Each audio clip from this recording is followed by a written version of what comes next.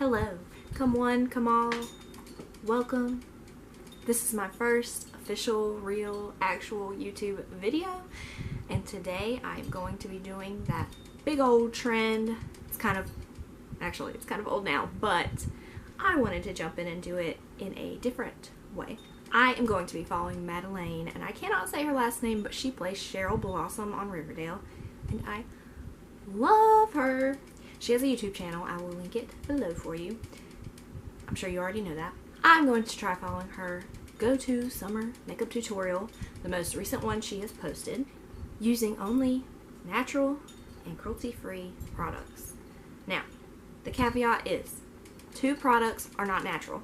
Not a purist by any means. I'm just trying to do a little bit better with my makeup, because anything you put directly on your skin enters your bloodstream very quickly.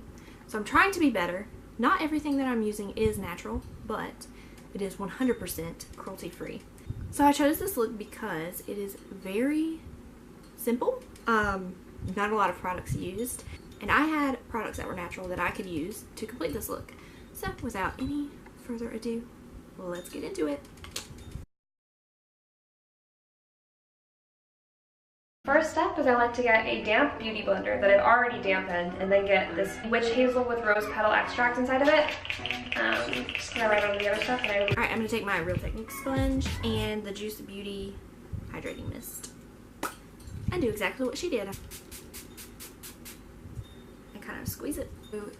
She's going in with Tarte Shape Tape, which I clearly don't use.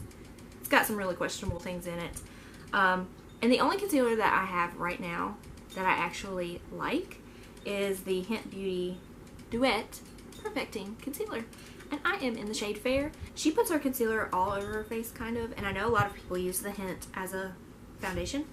So I'm kind of interested in trying it. I haven't done it before. Still living for the Tarte Shape Tape Concealer. I use the shade Fair, and I just put that all over my face. I generally don't do a full face of foundation because, I don't know, I feel like in my head it's too much. You're not supposed to move beauty blender around like that and like swipe, but that's usually what I do. I have to use this swiping motion too because I'm having some trouble blending this in, and I think it's because I didn't use any kind of primer or oil, and I have dry skin. And then I just go back in again and just hit these spots right underneath my eyes. And for the second round, typically go back in with my ring finger. Don't come for me, I'm not trying to flip you off. So I have this really old e.l.f. eyebrow kit. I still use this, I love it so much. This is the shade Dark. Okay, she's taking a powder. I don't have a brow powder, but I do have the Hynt Beauty Cream to Powder. Cream to powder, that's pretty good, right? Pretty close, pretty close. And I'm just gonna use this Essence angled brush. I like this brush with this product, and I'm just going to copy what she's doing. She did not brush her eyebrows first, which I would normally do. And then she just goes and fills in, kind of similar to me. In the shade Auburn, just give myself a couple little brush strokes. Okay, so she said she went in with a brow pencil. I'm gonna use the Surratt Beauty one. This has some questionable ingredients. I don't know, sometimes I don't know, should I go for something that's refillable packaging like this, or something that's natural? Like I said, I'm not a purist. She can do this a little bit with the Wander Beauty. But I'm really loving the Cash the Light highlighter in Glotion. Is there a shade on this? In Celestial. I'm gonna use something really pure, really good. The RMS Beauty Eye Polish in the shade Lucky.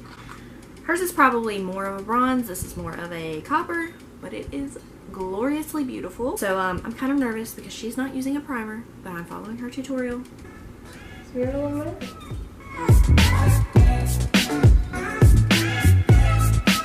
Repeat on other eye.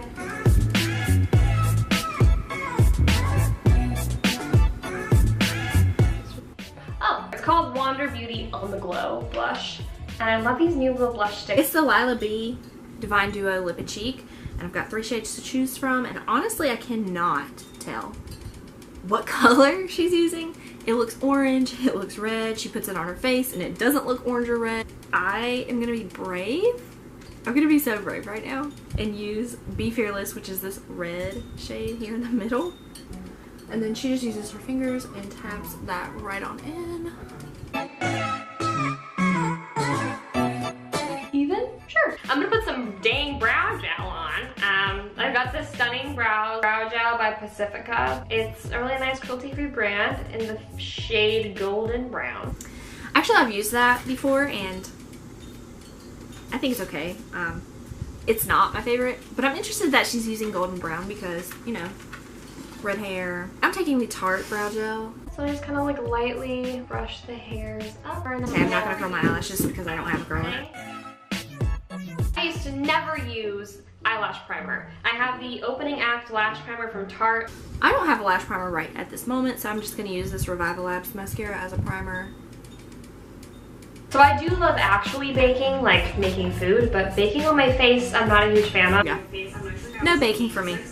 Laura Mercier powder. Okay, I'm gonna use the Bare Minerals matte foundation.